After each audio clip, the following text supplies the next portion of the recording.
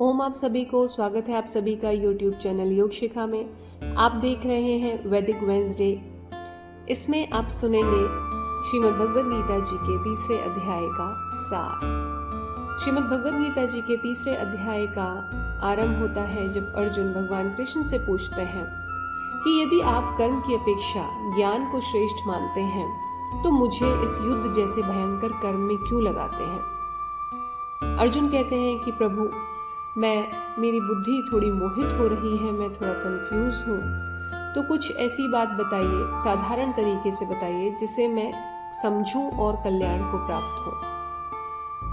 तो प्रभु कहते हैं कि अर्जुन, इस प्रकार इस लोक में दो प्रकार की निष्ठा को माना गया है। अब निष्ठा किसे बोलते हैं? जो साधक है उसकी परिपक्व अवस्था या उसका जो स्टेट ऑफ माइंड है, उसकी समझने की जो पराकाष्ठा है, उसका काम उसे बोला गया है निष्ठा। तो भगवान कहते हैं कि सांख्य योगियों की निष्ठा ज्ञान योग से है और योगियों की निष्ठा कर्म योग से है।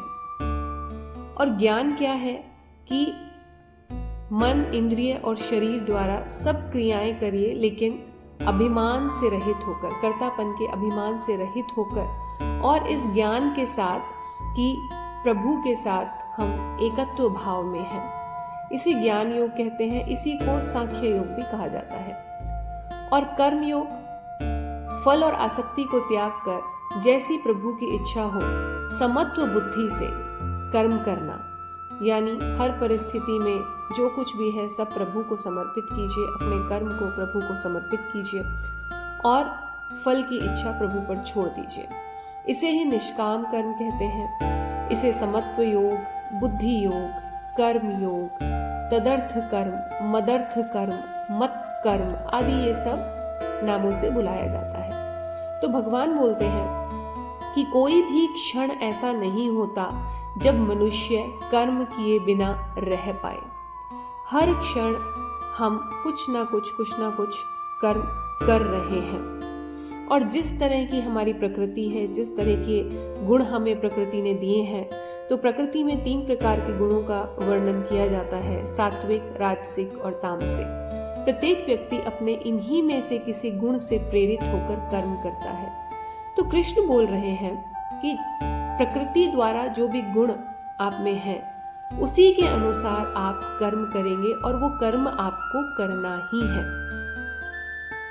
जो मनुष्य सिर्फ कर्म के फल की चिंता करता है या कर्म करते टाइम यह अनुभव करता है कि ये कर्म मेरे द्वारा किया जा रहा है, मैं उस कर्म को कर रहा हूँ, इस कर्म का फल मेरे से पैदा होगा, मुझसे जुड़ा हुआ है, ऐसे लोगों को भगवान श्री कृष्ण ने अध्याय 3 में मिथ्याचारी बोला है या दंभी कहा है। तो प्रभु कहते हैं कि आप जो भी काम करो वो अपनी इंद्रियों को वश में करके करिए। कोई भी काम ऐसा ना हो जिसमें आपकी इंद्रियां आपके कंट्रोल में ना हो। अनासक्त होकर कर्म कीजिए। अनासक्त किससे होना है? अनासक्त कर्म से नहीं होना। अनासक्त कर्म से नहीं होना है, अनासक्त उस कर्म के फल से होना है। उदाहरण के लिए हमने अपना एक टारगेट बनाया कि मुझे फला एग्जाम क्लियर करना है। टारगेट सेट कर लिया, उसे छोड़ दीजिए। अब उस टारगेट को प्राप्त करने के लिए आप जो मेहनत कर रहे हो, आपका पूरा ध्यान अपनी मेहनत पे हो और फल की इच्छा आप प्रभु पे छोड़ दीजिए। लेकिन फल की इच्छा प्रभु पे छोड़ने का मतलब ये नहीं है कि आप अपना कर्म ना करें। एक विद्यार्थी के तौर पर आपका कर्म है अध्ययन करना। एक गृहिणी के तौर पर आपका कर्म है अपने गृहस्थी को संभालना। तो जो भी आपका कर्म है उस कर्म को आप करते रहिए। फिर प्रभु कहते हैं कि जो भी आप कर्म करें वो शास्त्र विहित होना चाहिए। हम, जैसा मैंने पिछले जब हम स्टोरी पढ़ रहे थे जड़ ब्राह्मण की, उसमें भी ये हमने डिस्कस किया था कि कोई भी कर्म जब हम करते हैं, कोई भी काम जब हम करते हैं, तो हमारे मन को पता होता है कि वो काम हम गलत कर रहे हैं या सही कर रहे हैं। तो अपने अंतरात्मा की आवाज को सुनिए और उस हिसाब से कर्म कीजिए, क्योंकि कर्म न करने की अपेक्षा कर्म करना हमेशा श्रेष्ठ होता है।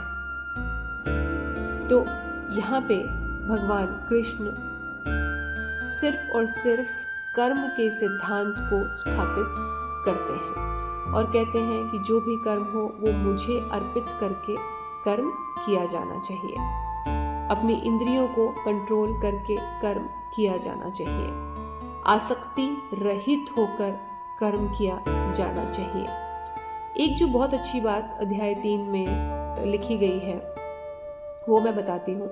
इसमें कहते हैं कि जो श्रेष्ठ पुरुष जो जो आचरण करते हैं, श्रेष्ठ व्यक्ति जो जो आचरण करते हैं, वैसा ही आचरण अन्य व्यक्ति उन्हें देखकर करते हैं। जो भी प्रमाण श्रेष्ठ व्यक्ति देते हैं या विद्वान व्यक्ति देते हैं, समस्त मनुष्य समुदाय उसी के अनुसार एक्शन लेता है। तो यहाँ पे ये समझ सकते हैं, चाहे वो हमारे घर में हो, चाहे वो हमारे ऑफिस में हो, जो एक लीडिंग पोजीशन पर व्यक्ति है, जो लीडर के रोल में जो व्यक्ति है, उसका बहुत अहम रोल हो जाता है। जैसा जैसा कर्म वो करेंगे, उनके नीचे, चाहे परिवार में, चाहे ऑफिस में, चाहे किसी भी ग्रुप में, उनके नीचे जो भी व्यक्ति होंगे वो उनका आचरण करेंगे। तो एक लीडर के तौर पर, एक मुखिया के तौर पर, चाहे वो घर के मुखिया हो, चाहे आप किसी सोसाइटी के मुखिया हो, चाहे आप किसी ग्रुप के मुखिया हो, तो ऐसा कर्म कीजिए जो आप चाहते हैं कि आपकी टीम, आपके नीचे के लोग उसी तरह का आचरण करें। क्योंकि जैसा आचरण आप करेंगे, बाकी के लोग आपको उसी तरीके से फॉलो करेंगे। तो ये एक चीज़ बहुत समझने की है कि हम मुखिया के तौर पर हम किस तरह का कर्म करते हैं। तो कर्म का सिद्धांत यहाँ पे बताया गया है। और दूसरी चीज़, अहंकार का भाव ना रखें कि मैं करता हूँ, मैं कर रहा हूँ, ऐसा नहीं सोचना है। जब भी आप कुछ काम करें, चाहे आप छोटा सा काम है, आप पढ़ाई कर रहे हो, आप घर पे खाना बना रहे हो, आप ऑफिस में हो, आप कोई शॉपिंग कर रहे हो, आप कोई डिसीजन ले रहे हो, अपनी बुद्धि से डिसीजन लें और ऐसा बोलकर डिसीजन लें कि आप संभालिए। जिस भी शक्ति में आपका विश्वास है, वो कृष्ण भी हो सकते हैं, वो राम भी हो सकते हैं, वो कुछ भी हो सकते हैं। जिस भी शक्ति में आपका विश्वास है, जिस भी शक्ति में, उस शक्ति को समर्पित करते हुए उस कर्म को करें। देखिए, कर्म करने का साधन हम हैं, कर्म हमें करना है, कोई भी काम हमें करना है।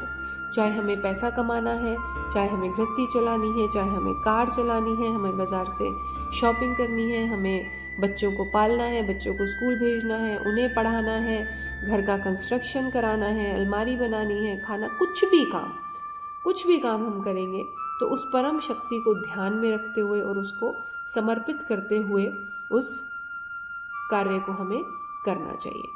तो ये है गीता जी के तीसरे अध्याय का मोटा मोटा सार।